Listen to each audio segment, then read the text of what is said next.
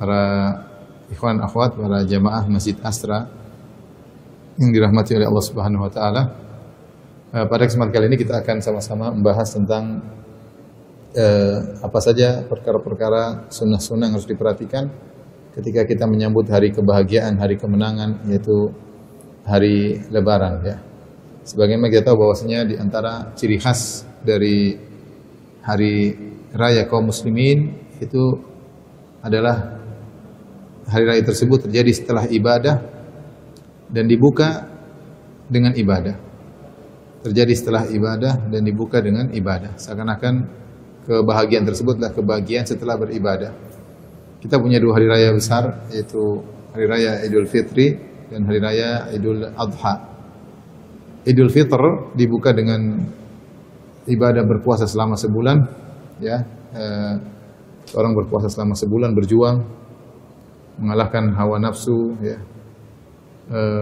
Tunduk kepada perintah Allah Subhanahu wa taala. Kemudian setelah itu kemenangannya dengan Idul Fitr, dengan lebaran.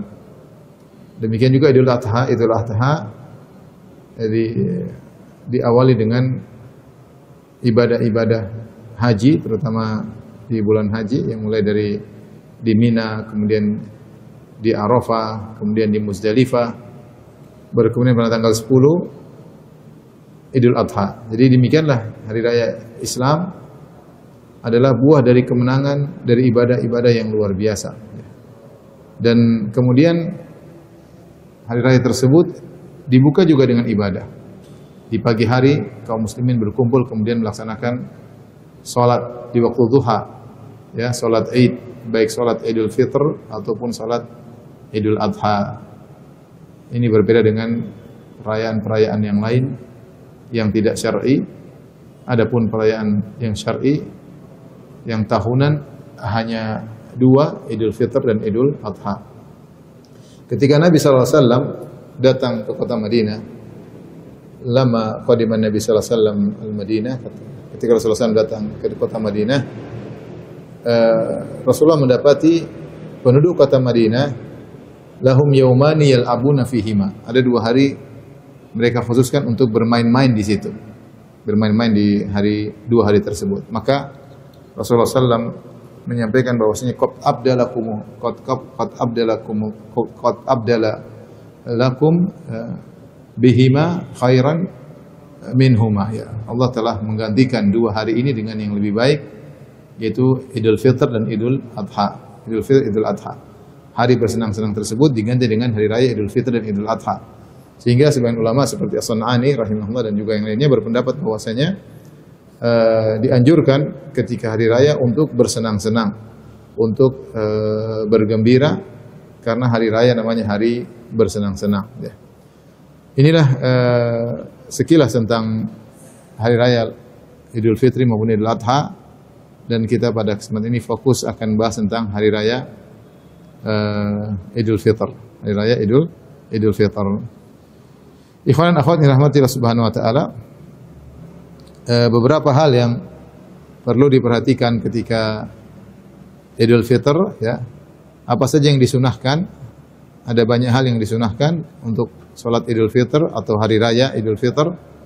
Yang pertama adalah disunahkan untuk berhias, ya, memakai baju yang bagus, kemudian memakai minyak wangi, ya. Ini hari senang-senang, hari bergembira. Adapun dalilnya sebagaimana dalam Sahih Al-Bukhari dari Abdullah bin Umar radhiyallahu anhuma, qala, Ibnu Umar berkata, akhadha Umar jubbatan min istabraq tuba'u fi suq fa akhadhaha.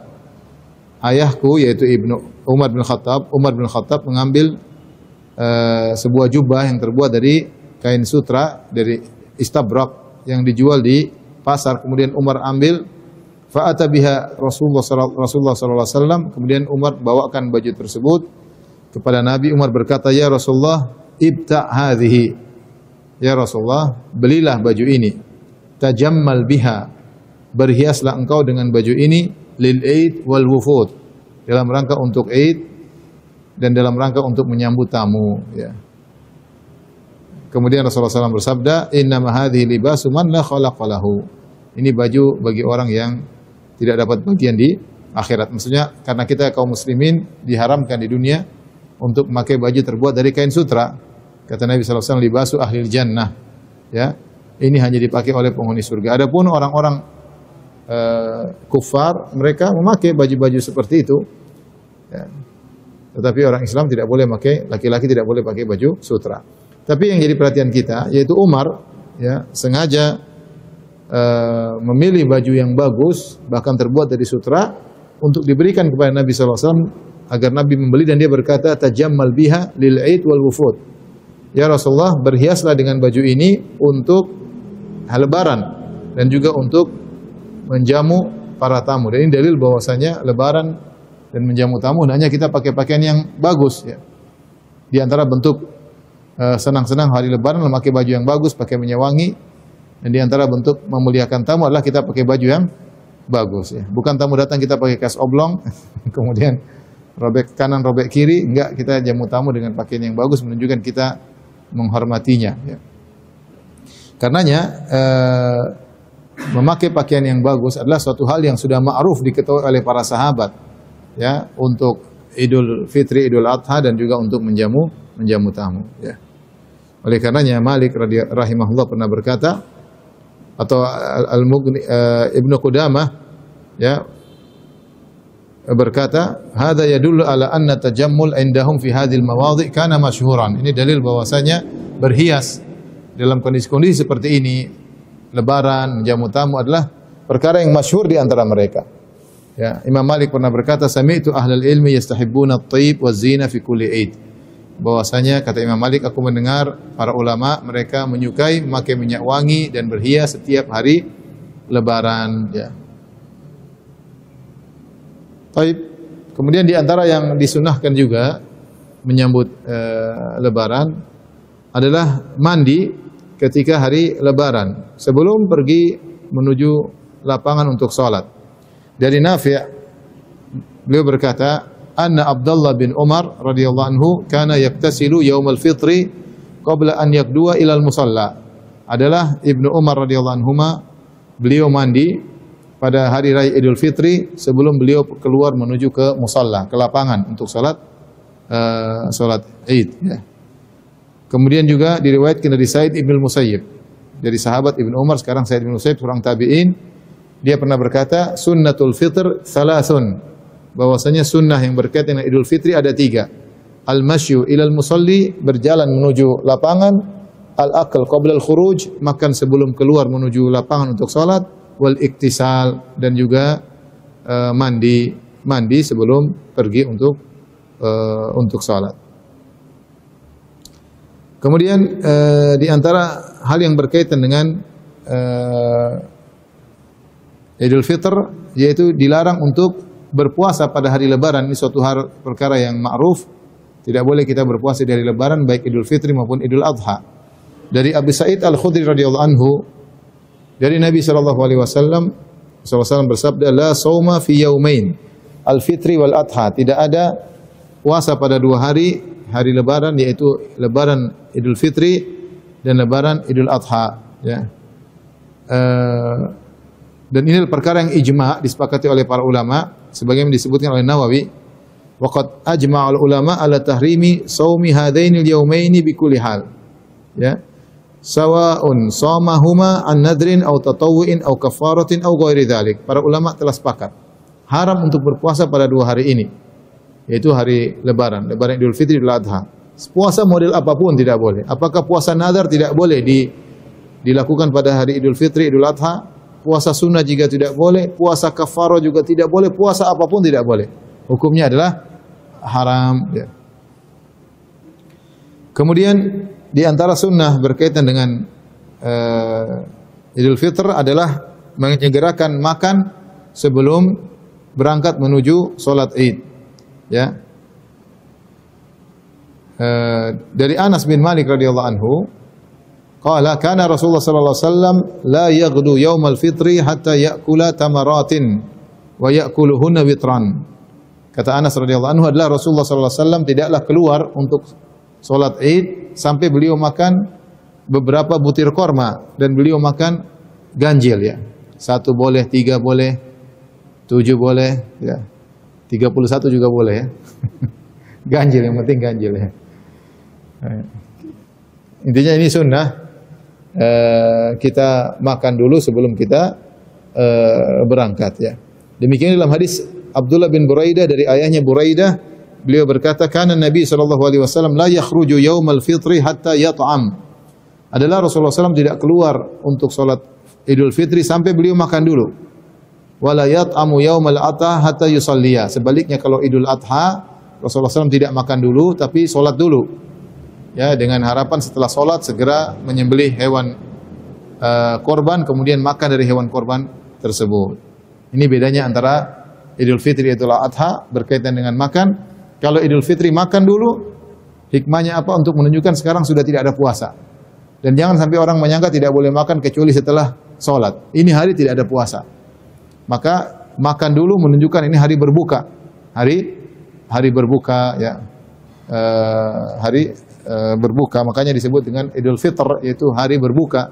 Sudah tidak ada Ramadan lagi, sekarang hari berbuka. Maka dibuka sebelum berangkat, makan dulu. Untuk menunjukkan ini bukan hari puasa lagi. Makanya Rasulullah SAW mengatakan sumu li ru'yatikum wa aftiru li ru'yatikum. Berpuasalah dengan melihat hilal dan berbukalah dengan melihat hilal. Idul Fitri artinya hari berbuka. Idul Fitri artinya hari berbuka. Makanya dianjurkan untuk makan dulu sebelum berangkat. Lain halnya dengan Idul Adha. Idul Adha dianjurkan makannya nanti aja. Tidak wajib tapi boleh makan, tapi dianjurkan agar seorang segera sholat Id, Idul Adha, kemudian segera menyembelih. Kemudian dia makan dari hasil sembelihannya ya. Oleh karenanya Idul Fitri dia disukai untuk sholat agak diakhirkan agar orang-orang yang belum bayar zakat sempat bayar dulu. Karena waktu terakhir bayar zakat Al-Fitr adalah sebelum sholat. Sebelum sholat dikerjakan masih boleh bayar zakat. Orang-orang yang mungkin lupa, mungkin ada halangan, dia bisa bayar sebelum sholat. Sehingga tidak mengapa ditunda sebentar. Lain halnya dengan Idul Adha disegerakan sholat Id. Kenapa? Karena habis sholat ada kegiatan nyembelih. Ada kegiatan nyembelih. Kalau sholatnya ditunda, nyembelihnya tertunda, kapan mau makan? Makanya kelamaan kalau mau makan dari hasil sembelihan. Belum sapinya kabur sana sini, belum kambingnya, belum masaknya lama ya. Bisa-bisa makan jam 10, bisa makan jam 11 ya. Keburu lapar ya. Tidak apa-apa, kalau sudah keburu lapar, muqaddimah dengan tahu isi juga boleh, nggak ada masalah.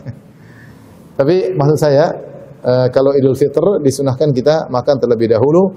Dan Rasulullah SAW disebutkan wa ya'kulna witran. Rasulullah SAW makan korma dengan jumlah ganjil sebagai isyarat tentang keesaan Allah Subhanahu wa taala. Dan di antara nama Allah adalah witr. Innallaha witrun yuhibbul witr. Allah adalah ganjil dan suka dengan bilangan yang ganjil. Maksudnya Allah dengan ganjil ini mengingatkan kita kepada keesaan Allah, bahwasanya Allah esa, ganjil, tidak butuh dengan pasangan, dan Allah Maha Esa dalam segala hal.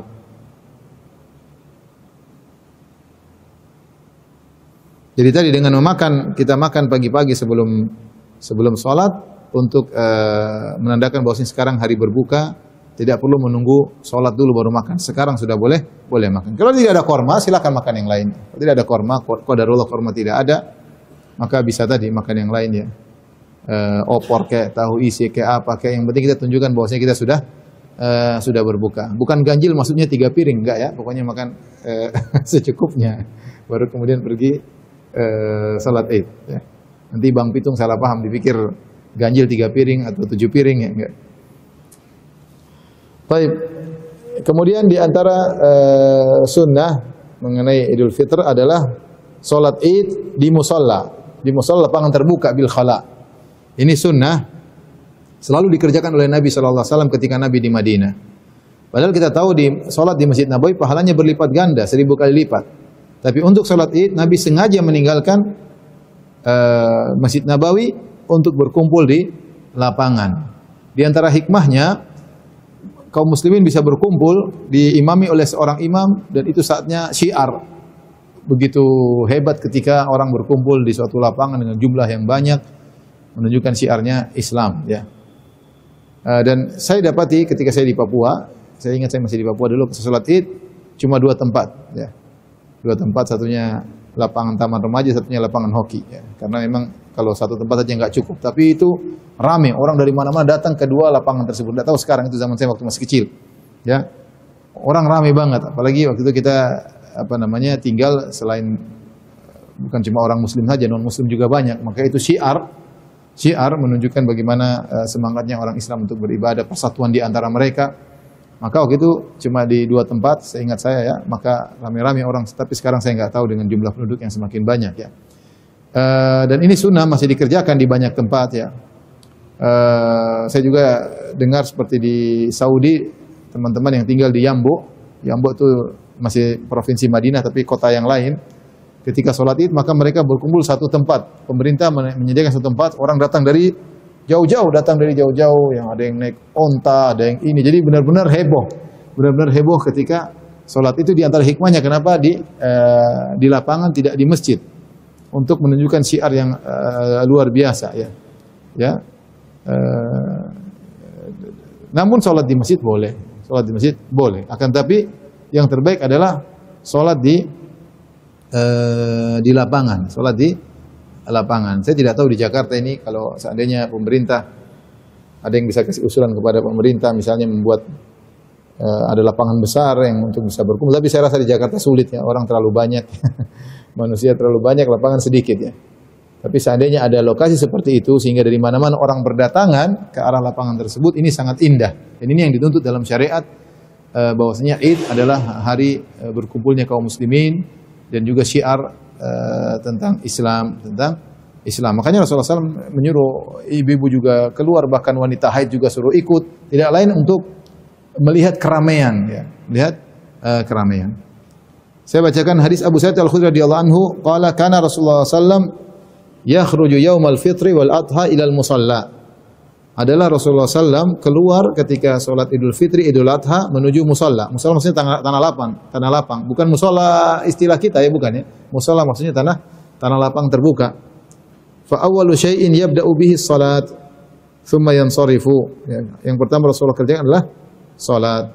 Kemudian beliau selesai salat, fayaqumu muqabilun nas, kemudian Rasulullah SAW menghadap orang-orang, kemudian wan nasu julusun fi ala sufim, orang-orang duduk di saf-saf mereka, faya'idhuhum, maka beliau pun berkhutbah memberi nasihat kepada kaum muslimin. Ya. Demikian juga dalam hadis Ibnu Umar, anna Rasulullah sallallahu kana yaqdu ila al-musalla yaumal kana Nabi sallallahu alaihi wasallam yaqdu ila al-musalla fi yaumil Id. Rasulullah sallallahu ketika hari Id beliau keluar menuju ke lapangan, ya. Beliau keluar menuju ke lapangan. Ini dalil bahwasanya salat disunahkanlah di lapangan. Para ulama mengatakan kecuali di Mekah maka dianjurkan di Masjidil Haram. Hal ini karena di Mekah Masjidil Haram diliputi dengan gunung-gunung, tidak mudah bagi mereka untuk menemukan lapangan terbuka yang luas. Artinya kondisi tidak kondusif sehingga para ulama mengatakan untuk di Mekah maka orang-orang sholat di Masjidil Haram. Lain halnya di Madinah banyak lapangan terbuka. Ya, sehingga Nabi SAW kalau sholat Id beliau keluar. Kalau tidak salah tempat sholat Id di lokasi Masjid Al-Ghamamah sekarang. Kalau saya tidak salah ingat, ya, di masjid kalau saya tidak salah ingat dahulu orang sholat Id di lokasi Masjid Al-Ghamamah. Namun praktek yang sekarang terjadi di kota Madinah, orang sholat Id di Masjid Nabawi, ya, karena jumlah penduduk yang semakin banyak. Ya, kemudian Masjid Nabawi yang begitu semakin luas. Masjid Nabawi dengan pagarnya itu adalah dulu kota Madinah. Kata para ulama dahulu, para ahli sejarah, mereka mengatakan Masjid Nabawi dengan yang luas sekarang dengan pagarnya itulah dulu kota Madinah. Kalau keluar pagar, keluar kota Madinah. Ya, artinya dulu kotanya kecil. Ya. Sekarang sudah sangat luas, luar biasa. Maka tidak ada lapangan yang sangat kondusif untuk sholat sekarang di kota Madinah seperti di Masjid Nabawi. Ya.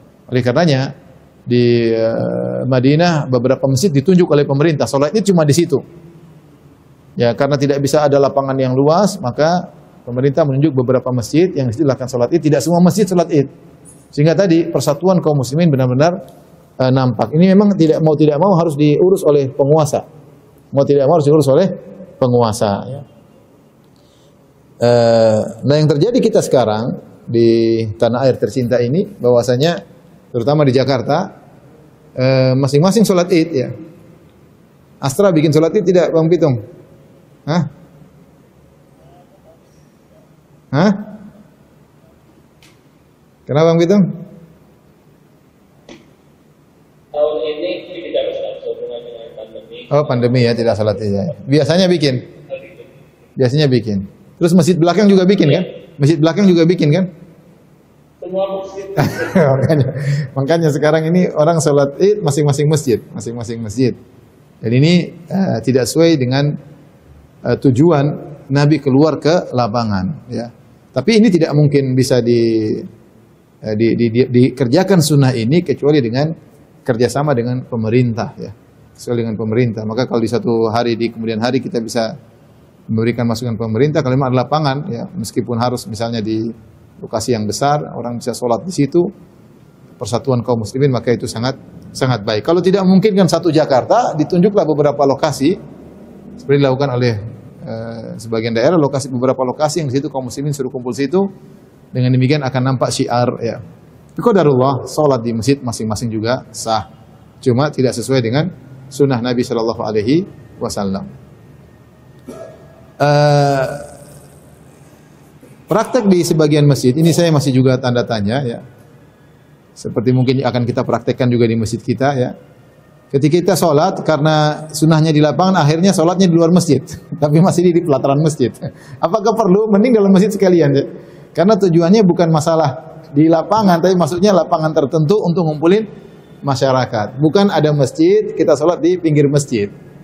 Ini juga tetap tidak sesuai sunnah. Sunnahnya bukan itu maksudnya. Sunnahnya bukan di tempat parkir masjid, bukan. Tapi sunnah sholat di lapangan terbuka yang orang semua bisa datang menghadiri. Ya. Ala kulli hal, kalau memang tidak bisa dikerjakan sebagaimana yang kita harapkan, mudah-mudahan suatu saat akan ada dikerjakan sunnah tersebut. Ya, maka sekarang mungkin dikerjakan masing-masing di masing-masing masjid. Karena menemukan lapangan yang kondusif sekarang mungkin tidak mudah kecuali dengan kerjasama dengan penguasa. Taib. Kemudian di antara sunnah adalah semua wanita disuruh Nabi untuk keluar mengikuti salat Id. Ya. Dari Ummu Atiyah radhiyallahu taala anha qalat.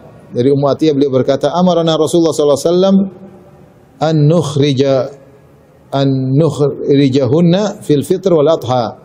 Rasulullah SAW menyuruh kami untuk mengeluarkan para wanita untuk salat Id dan Idul Fitri maupun Idul Adha.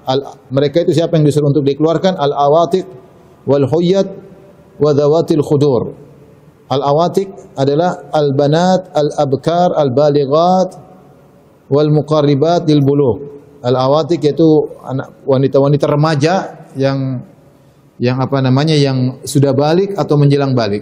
Sudah balik atau menjelang balik, wanita remaja, ya gadis-gadis kalau bahasa kita. Gadis-gadis yang biasanya di rumah suruh keluar untuk meramaikan acara salat Id. Kemudian wal huyyad, bahkan wanita-wanita haid yang sedang haid pun disuruh keluar oleh Nabi SAW untuk ikut serta pergi ke lapangan untuk menyertai salat Id. Demikian juga wa dhawatil khudur. Dhawatil khudur ay sawahibatis sutur, yaitu wanita-wanita yang dipingit, yang mungkin dipersiapkan untuk menikah atau apa dipingit, maka ini juga disuruh keluar oleh Nabi Shallallahu Alaihi Wasallam. Ya, ini disuruh untuk dikeluarkan. Oleh karenanya khilaf di kalangan para ulama, apakah wanita-wanita ini yang hukum asalnya mereka di rumah, yang Allah berfirman waqarna fi buyutikunna, hendaknya kalian menetap di rumah, disuruh keluar, mengeluarkan mereka untuk hadir salat Id ini, apakah dalam kondisi haid atau tidak? Gadis atau tua semuanya suruh keluar, ini hukumnya wajib ataukah sunnah? Ada khilaf di kalangan para ulama. Sebagian ulama memandang bahwasanya hukum mengeluarkan mereka untuk ikut serta dalam salat Id adalah hukumnya wajib. Dan inilah pendapat yang Syekhul Islam Ibnu Taimiyah condong pada pendapat ini. Ya, dalam ikhtiaratnya dia condong pada pendapat bahwasanya menyuruh anak-anak wanita, gadis-gadis keluar ke lapangan hukumnya wajib. Dan juga diriwayatkan dari Abu Bakar As-Siddiq radhiyallahu ta'ala anhu, beliau berkata, haqqun ala kulli dzati nitaqin al-khuruj ila al-Id. Itu wajib bagi setiap wanita untuk keluar menuju salat Id. Ini diriwayatkan oleh Ibnu Abi Syaibah dalam musannafnya dengan sanad yang sahih. Paling tidak kita berusaha menjalankan sunnah. Sebagaimana tadi disebutkan, amarana Rasulullah SAW an nukhrijahunna. Kami diperintahkan untuk mengeluarkan wanita-wanita ini dalam salat Idul Fitri, Idul Adha ke lapangan, al-awatiq wal huyyad wa dzawatil khudur, yaitu para gadis-gadis, wanita yang sedang haid dan juga wanita yang sedang dipingit suruh keluar.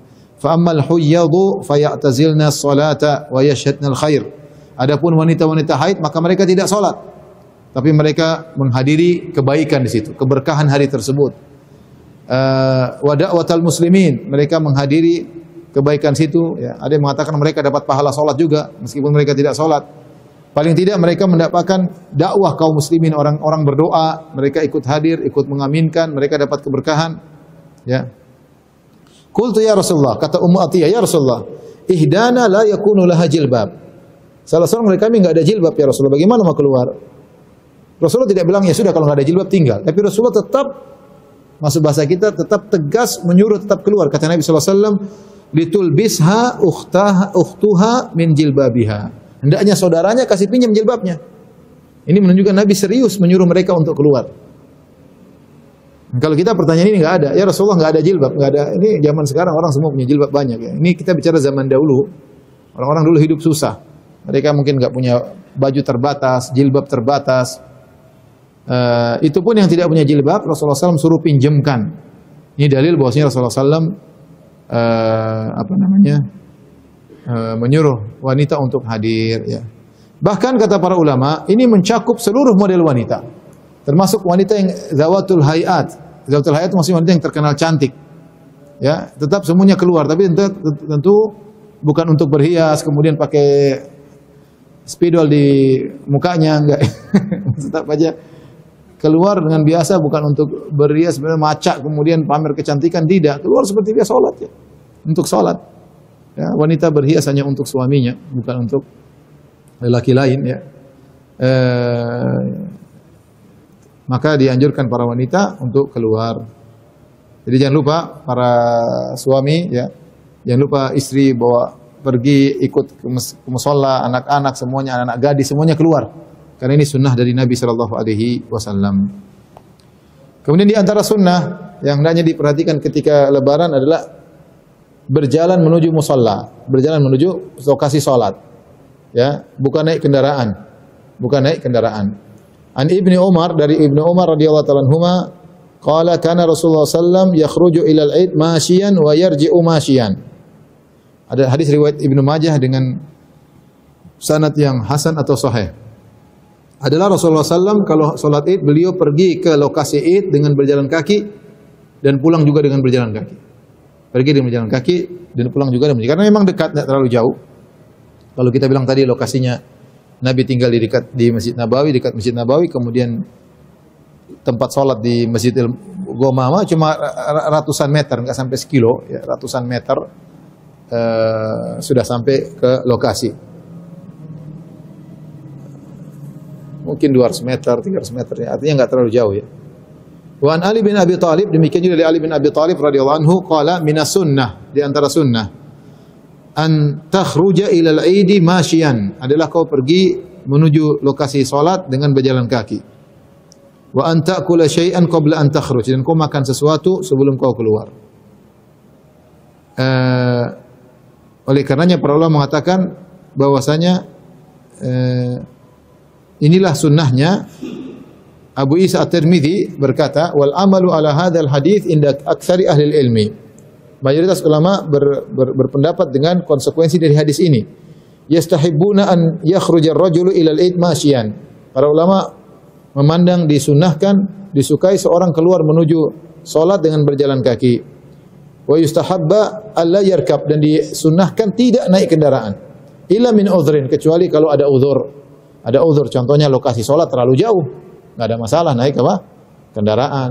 Atau dalam kondisi sakit, tidak mengapa naik kendaraan ya. Dan ini dipraktikkan juga oleh sahabat, kata Ibnu Umar demikian, wa kana Ibnu Umar yakhruju ila al-'id masyian wa ya'udu masyian. Ibnu Umar pergi jalan kaki, balik juga jalan kaki ya. Kalau lokasi sholat Id cuma 300 meter, 400 meter, 500 meter, sekilo, usahakan kerjakan sunnah. Ya, pergi jalan kaki, meskipun apa?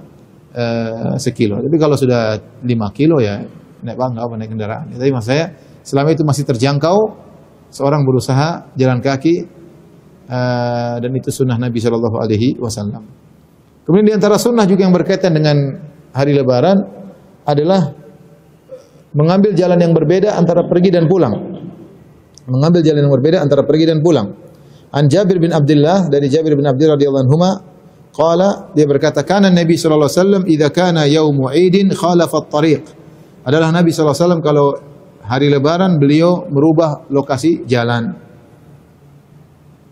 Hadis riwayat Al-Bukhari. Wa an Ibnu Umar anna Rasulullah sallallahu alaihi wasallam akhadha yaumal 'id fi tariqin thumma raja'a fi tariqin akhar. Kata Ibnu Umar adalah Rasulullah sallallahu alaihi wasallam kalau hari Lebaran beliau pergi dengan lewat satu jalan dan pulang lewat jalan yang lain. Hadis riwayat Abu Dawud dengan sanad yang sahih. Ya. Apa hikmahnya? Pergi jalan lain, pulang jalan lain. Ya. Rasulullah tidak jelaskan apa hikmahnya. Namun para ulama berusaha mencari hikmah-hikmah di balik sikap Nabi sallallahu alaihi wasallam karena Nabi sengaja. Dan ini menunjukkan bahwasanya Rasulullah SAW selalu demikian. Karena Jabir mengatakan kanan Nabi, dan itu salah satu isyarat akan kebiasaan Nabi. Dan kita tahu Nabi sholat Id berulang-ulang di kota Madinah. Berulang-ulang Nabi sholat Id, mungkin ada lebih dari 5 kali, wallahu a'lam bishawab. Dan selalu Rasulullah SAW pergi dari satu jalan dan pulang jalan yang lain. Berarti bukan tidak sengaja, memang Rasulullah sengaja untuk lewat jalan pergi yang berbeda dengan jalan pulang. Nah, apa hikmahnya? Ibnu Qayyim kita bacakan dalam Zadul Ma'ad, dia berkata, wa kana sallallahu alaihi wasallam yukhalifu at-tariq yaumal Id. Rasulullah SAW ketika dalam hari Id dia pergi jalan dengan jalan pulang yang berbeda. Fayadhhabu fi tariq wa yarji'u fi tariq. Pergi jalan lewat jalan yang satu, pulang lewat jalan yang lain. Faqila, apa hikmahnya? Ada yang mengatakan liyusallima ala ahli tariqain. Nabi ingin mengucapkan salam bagi dua jalan tersebut. Di sini dia ingin ketemu orang-orang, salam mereka, pulang lewat jalan lain ketemu orang yang lain lagi, sehingga Nabi ingin beri salam kepada mereka semuanya. Ini pendapat. Ada yang mengatakan hikmahnya demikian. Kemudian ada yang mengatakan waqila liyanala barakatahu al-fariqan, agar dua orang yang satu jalan ini sama-sama mendapatkan keberkahan dari Nabi sallallahu alaihi wasallam. Ya. Ada yang mengatakan liyaqdi hajatan man lahu hajatun minhuma. Atau Nabi ingin mengecek orang-orang kalau ada yang perlu keperluan, Nabi tolong lewat sini sudah aman, Nabi pulang lewat jalannya ke siapa tahu ketemu orang yang punya keperluan. Sehingga Nabi bisa membantu orang-orang yang tinggal di jalan ini dan membantu orang yang tinggal di jalan yang lain. Wa qila liyudhhir sya'airul Islam fi sa'iril fijaj wa turuq. Ada yang mengatakan untuk menampakkan syiar Islam di setiap jalan-jalan. Sehingga Rasulullah sengaja untuk syiar rame-ramean, ya memang sengaja untuk rame-ramean. Wa qila liyaghidha al-munafiqin bi ru'yatihim izzatal Islam wa ahlahu wa qiyam sya'airihi. Ada yang mengatakan untuk bikin jengkel orang-orang munafik karena melihat bagaimana syiar Islam yang begitu rame, banyaknya kaum muslimin, syiar kaum muslimin bikin jengkel orang-orang munafik. Wa qila likathrati syahadatil biqa. Dan ada yang mengatakan untuk memperbanyak persaksian bumi pada hari kiamat kelak, fa inna dhahiba ilal masjidi wal musalla ihda khutuwataihi tarfa'u darajatan wal ukhra tahuttu khati'atan hatta yarji ila manzilihi. Ya. Jadi ada yang mengatakan karena banyak yang menyaksikan bumi yang kita lewati pergi beda dengan bumi yang kita lewati ketika kita pulang, ya. Sehingga setiap langkah kaki mengangkat derajat, menghilangkan dosa. Di bumi ini demikian, bumi yang lain juga demikian. Ya. Dan di antara firman Allah Subhanahu Wa Taala, yauma idzin tuhaditsu akhbaraha. Pada hari kiamat kelak, bumi akan mengabarkan tentang kabar-kabarnya. Di antara kabar-kabar yang akan dia kabarkan adalah tentang orang-orang yang beribadah di atasnya. Kalau semakin banyak tempat pergi lewat jalan, pulang lewat jalan lain, maka akan banyak saksi pada hari kiamat kelak. Wa qila wa huwal asah, dan dikatakan dan yang paling benar adalah innahu lidzalika kullihi. Hikmahnya adalah untuk semua yang tadi kita sebutkan. Hikmahnya kenapa Nabi merubah jalan untuk semua yang tadi, hikmah-hikmah yang telah kita sebutkan, ya.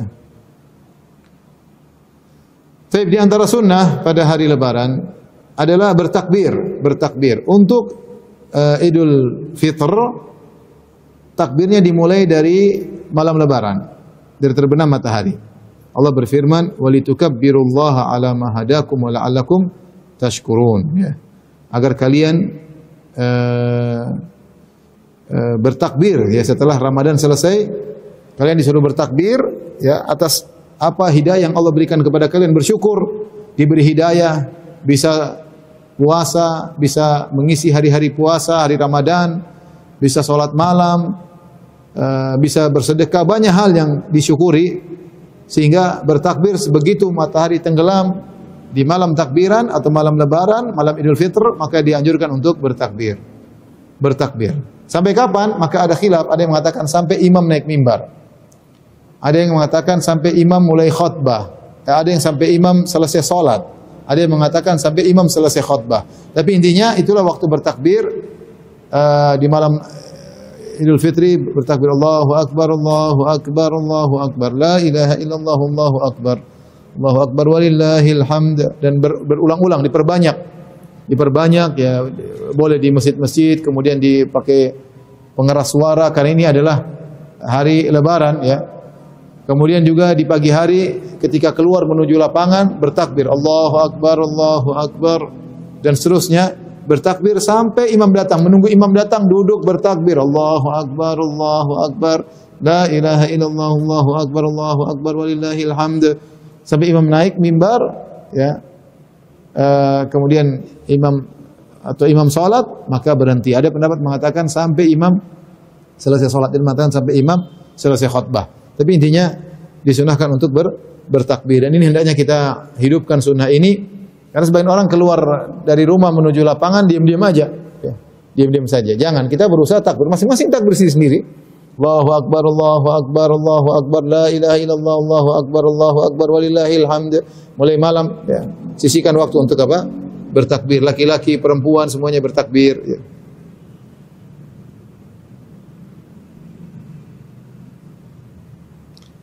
Adapun lafal takbir maka bebas, boleh Allahu Akbar, Allahu Akbar, Allahu Akbar, Allahu Akbar, boleh gitu terus. Diriwayatkan dari Ibnu Mas'ud, dari lafal khusus dari Nabi tidak datang dalam hadis yang sahih. Jelas Nabi bertakbir, cuma tidak diriwayatkan sampai kepada kita dengan sanad yang sahih dari Nabi SAW. Yang ada dari sahabat, dari Ibnu Mas'ud radhiyallahu taala anhu, diriwayatkan dengan dua cara. Yang pertama dengan menjadikan takbir dua kali, Allahu Akbar, Allahu Akbar, la ilaha illallah, wallahu akbar, Allahu akbar walillahil hamd. Dalam riwayat yang lain 3 kali. Ya. 3 kali dengan sanad yang sama. Allahu akbar, Allahu akbar, Allahu akbar. Allahu akbar 3 kali. La ilaha illallah, wallahu akbar, Allahu akbar walillahil hamd. Boleh 2, boleh 3, enggak jadi masalah. Ibnu Abbas takbirnya beda. Allahu akbar walillahil hamd, Allahu akbar wa ajal, Allahu akbar ala ma hadana, boleh juga ya. Bebas, silakan bertakbir. Allahu akbar walillahil hamd, Allahu akbar wa ajal, Allahu akbar ala ma hadana, boleh. Kemudian juga seorang dibolehkan untuk mengucapkan tahniah selamat lebaran ya. Paling terbaik adalah sebagaimana disebutkan oleh para sahabat, kalau mereka ketemu setelah sholat Id, mereka berkata taqabbalallahu minna wa minkum. Semoga Allah menerima dari kami amalan ibadah kami dan dari kalian pula, dan inilah doa yang terbaik ya. Sisanya bebas, kita memakai bahasa apa, intinya kita mengucapkan selamat lebaran, menumbuhkan kasih sayang di antara kaum muslimin. Tapi jangan lupa sertakan taqabbalallahu minna wa minkum. Taqabbalallahu minna wa minkum. Dan ini adalah hal yang bebas, masing-masing daerah memiliki cara mengekspresikan masing-masing. Yang penting jangan lupa taqabbalallahu minna wa minkum ya. Seperti Indonesia, selamat lebaran, mohon maaf lahir dan batin misalnya ya. Itu perkara biasa, enggak jadi masalah, ini tradisi dan itu diperbolehkan. Tidak jadi masalah ya. Minal aidin wal faizin, mohon maaf lahir dan batin ya. Apalagi bebas, tapi kalau bisa sertakan taqabbalallahu minna wa minkum ya. Kemudian di antara sunnah ketika hari Id adalah menampakkan kegembiraan. Ini disyaratkan oleh Ibnu Hajar rahimahullahu taala dalam Fathul Bari, bahwasanya di antara sunnah adalah menampakkan kegembiraan pada hari Idul Adha maupun Idul Fitr. Oleh karenanya ketika orang-orang Habasyah bermain perang-perangan di Masjid Nabawi, Nabi panggil Aisyah untuk nonton. Nabi panggil untuk Aisyah untuk nonton. Padahal itu bukan kebiasaan Nabi SAW dan juga bukan kebiasaan Aisyah. Tapi Nabi berkata, "Lita'lamal yahud anna fi dinina fushah." Agar orang Yahudi tahu bahwasanya dalam agama kita ada kelapangan. Dalam agama kita adalah kelapangan. Makanya boleh bersenang-senang pada hari tersebut. Buat anak-anak merasa bahwasanya kita sedang lebaran. Membuat mereka senang-senang, merasa ini hari lebaran itu ibadah. Jadi di antara ibadah hari lebaran adalah bersenang-senang. Ya.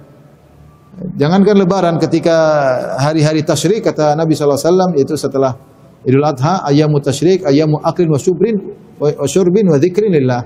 Hari tasyrik adalah hari makan dan minum dan hari-hari untuk berzikir kepada Allah. Ya. Jadi kita bikin senang-senang pada hari tersebut, tentunya tidak berbuat kemungkaran selama ada batasnya, tapi kita boleh senang-senang anak-anak. Misalnya kalau kita punya uang belikan baju baru. Kalau nggak ada baju baru ya di laundry biar kasih parfum biar kelihatan baru. Atau apa deh, pokoknya kasih uang kayak buat mereka senang ya. Mungkin ada yang main ini, main anu, ada yang lomba ini, lomba anu, silakan. Ini ekspresi dalam kesenangan boleh-boleh saja, yang penting jangan melakukan hal-hal yang haram. Sampai di ketika itu ada duf berbunyi ditepuk di depan Nabi SAW, ada dua budak wanita yang kemudian melantunkan syair-syair tentang Yaumul Bu'ats, tentang syair-syair kepahlawanan. Nabi memalingkan wajahnya, Nabi tidak mau dengar, tapi Nabi membiarkan. Nabi memalingkan wajahnya, tidak mau dengar, tapi Nabi membiarkan. Artinya ini sampai Abu Bakar mengatakan, mizmar syayatin fi baiti Rasulillah, apakah ada seluruh setan di rumah Nabi SAW? Kata Nabi, biarkan wahai Abu Bakar, likulli qaumin id. Setiap kaum ada idnya. Artinya Rasulullah SAW beri kelapangan. Itu bukan kebiasaan Nabi dan bukan kebiasaan sahabat. Makanya Nabi Abu Bakar mengatakan, apakah ada seluruh setan di rumah Nabi? Artinya di hari-hari lain itu tidak disibukkan dengan hal tersebut. Dan Nabi sendiri memalingkan wajahnya, tapi Nabi bolehkan. Nabi bolehkan. Adapun yang Habasyah, Nabi malah panggil Aisyah untuk apa? Untuk nonton. Jadi di antara sunahlah bersenang-senang pada hari tersebut. Buat anak-anak merasa itu hari lebaran, ya, tanpa berlebihan tentunya. Mau kita kasih duit kayak makan enak, kayak hari ini kita makan enak, tidak seperti biasanya, ya. Jangan hari kemarin sama dengan hari lebaran, ya. Tidak ada bedanya, sama-sama masak tempe goreng, ya. Tidak ada perubahan. Harus ada perubahan hari lebaran, apakah opor kayak yang biasanya tidak dimasak hari tersebut atau apa kayak terserah. Yang penting menunjukkan hari itu adalah hari yang kebahagiaan. Kita kebahagiaan di atas sunnah, kebahagiaan setelah berjuang selama sebulan beribadah kepada Allah, kemudian ditutup dengan kebahagiaan dengan hari lebaran. Kemudian yang terakhir, hati-hati dengan kemungkaran-kemungkaran pada hari lebaran, ya. Jangan sampai tatkala hari lebaran kemudian terutama para wanita berhias, kemudian berhias dengan berlebihan, kemudian bertabarruj, ya. Kita lebaran tapi tidak bertabarruj, ya. Bertabarruj kemudian keluar dilihat oleh laki-laki yang bukan mahramnya, ya. Bersenang-senang tapi jangan tabarruj, ya. Apalagi nanti ada cipika-cipiki, ya. Ini tidak dianjurkan pakai baju yang menor, tidak dianjurkan tatkala hari lebaran. Senang-senang bukan dengan cara demikian, ya. Kemudian juga di antara kemungkaran berlebih-lebihan, artinya boros berlebih-lebihan sampai makanan terbuang-buang misalnya, ya. Sampai intinya kulu washrabu wala tusrifu. Makan dan minum jangan berlebih-lebihan. Silakan makan, silakan minum, makan enak tapi jangan sampai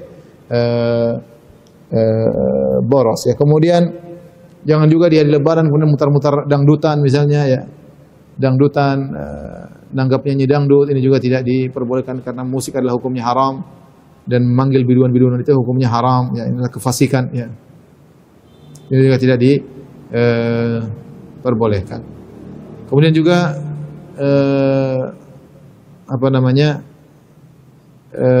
jangan juga mengisi dengan acara-acara bid'ah, karena sebagaimana kita dapati ada pernyataan menghidupkan malam lebaran pahalanya sekian. Hadisnya tidak ada atau hadisnya lemah atau palsu atau tidak ada, saya lupa, tapi itu adalah perbuatan bid'ah.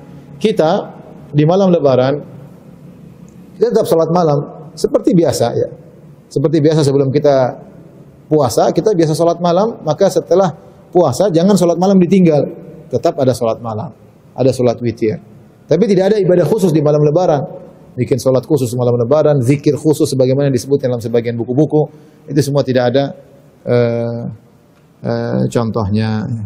Tapi demikian saja.